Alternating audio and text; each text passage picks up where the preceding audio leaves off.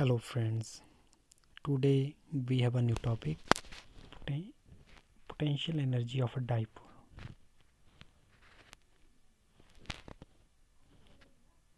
यानी कि जब हम किसी इलेक्ट्रिक डाइपोल को इलेक्ट्रिक फील्ड में प्लेस करते हैं तो उसके कारण जो पोटेंशियल एनर्जी कितनी होगी, तो उसे हम डिराइव करेंगे। Look at this diagram. इस डायग्राम में नज़र डालें तो ये जो लाइंस शो हो रही है, ये जो स्ट्रेट लाइन ऐसे शो हो रही है, ये line, these are the electric field lines. इसके बीच में हमने देखो ये एक डाइपोल प्लेस किया जिसकी लेंथ क्या है 2a, और जिस पर एक साइड माइनस क्यू चार्ज है और एक साइड प्लस क्यू चार्ज है। और आपको पता है कि डाइपोल में हमेशा जो डाइपोल मोमेंट होता है वो होता है नेगेटिव टू पॉजिटिव, तो डाइपोल मोमेंट की डायरेक्शन होगी minus Q two plus Q. इसी तरह से इस डायग्राम में देखो, जब हम इस डाइपोल को यूनिफॉर्म इलेक्ट्रिक फील्ड में प्लेस करते तो यहाँ पे टॉर्क जनरेट होता है, यानी कि इट एक्सपीरियंसेस अ टॉर्क इसमें एक जनरेट होता है। जो टॉर्क का काम क्या होता है? टॉर्क का काम होता है इसको इस डाइपोल को इलेक्ट्रिक फील्ड की डायरेक्शन में अलाइन करना, यानी कि ये इसको कोशिश करेगा ऊपर ले जाने की और यहाँ से ये नीचे आने की कोशिश होगी इसमें। तो हमने क्या किया, हमने एक डाइपोल लिया और उसको प्लेस किया यूनिफॉर्म इलेक्ट्रिक फील्ड में ई वेक्टर में, और जब इसको प्लेस किया तो इट एक्सपीरियंसेस अ टॉर्क, जिसको आपने पहले ही ड्राइव किया हुआ है in previous topic. You have derive it tau vector equals to, यहाँ वेक्टर नहीं लगाया मैंने तो इसको वेक्टर लगाना आपने। Tau vector equals to P vector cross E vector. जब आप वेक्टर को हटाते हैं तो टॉ इक्वल्स टू क्या आएगा? P E sine theta. क्या आएगा? P E sine theta. अब देखिए, now a net work done in rotating dipole through a small displacement D theta is.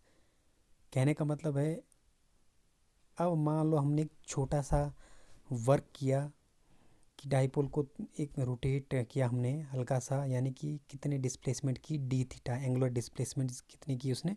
D theta. तो वहाँ पे स्मॉल वर्क डन कितना होगा? D W will be equals to tau D theta. Tau D theta, इसको tau बोला जाता है। ये जो इस तरह का बनाया हुआ है इसको कहते हैं टाउ, यानी कि ये क्या होता है? Torque, T O R Q U E, इसको टॉर्क बोला जाता है और सिंपली इसको कहते हैं टाउ। क्या कहते हैं? टाउ। तो d W equal to tau D theta. Hence net work done by the external torque. जब ये टॉर्क लग रहा है तो नेट वर्क डन कितना होगा हमारे पास? Net work done will be W is equal to theta 1 to theta 2 integral theta 1 to theta 2 D W equals to D W की वैल्यू भरो ऊपर से, theta 1 to theta 2 D D थीटा। W will be equals to, put the value of torque from the above equation जो आपके पास दी है। Tau is equal to P E sine theta. P constant बाहर निकल गया, theta 1 to theta 2 integral, bracket के अंदर बचेगा साइन थीटा डी थीटा। अब देखिए बच्चों, आपको पता है कि अब देखो इंटीग्रल साइन, आपने इंटीग्रेशन में पढ़ा, इंटीग्रेशन ऑफ साइन थीटा ये किसके बराबर होती है? इंटीग्रेशन ऑफ साइन थीटा होती है इक्वल्स टू, होती है माइनस कॉस थीटा के बराबर। ये होती है माइनस कॉस थीटा के बराबर। तो वो वैल्यू हमने पुट की, तो माइनस कॉस थीटा, माइनस को हमने कॉमन बाहर निकाल दिया तो आपके पास है माइनस पी ई ब्रैकेट के अंदर cos theta limits from theta 1 to theta 2। तो अब हम लिमिट्स को भरेंगे तो W equal to minus P E bracket के अंदर upper limit minus lower limit करके cos theta 2 minus cos theta 1। तो इस तरह से भरा हमने। अब मान लो थीटा 1 की वैल्यू है 90 डिग्री, यानी कि पाई/2 का मतलब होता है 90 डिग्री। अगर थीटा 1 की वैल्यू 90 डिग्री है और यहाँ पे थीटा की मेंशन नहीं कि मैंने थीटा 2 की वैल्यू मान लो थीटा 2 को हमने थीटा मान लिया, तो हमारे पास W किसके बराबर, क्योंकि W किसके बराबर, W equal to minus P cos theta minus cos 90 डिग्री। कॉस 90 की वैल्यू 0 होती है, आपके पास इतना ही बचेगा minus P cos theta.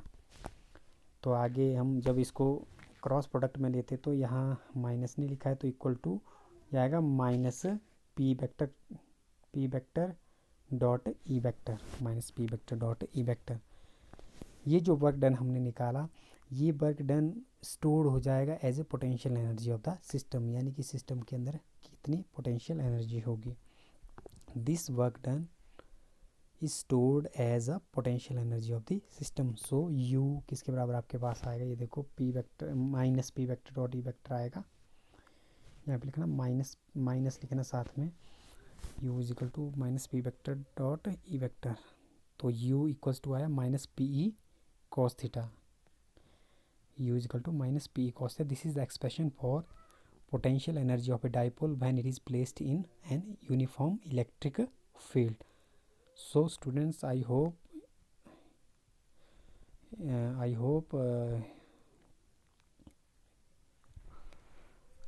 you will understand this article in very easy way. So we will meet in next topic.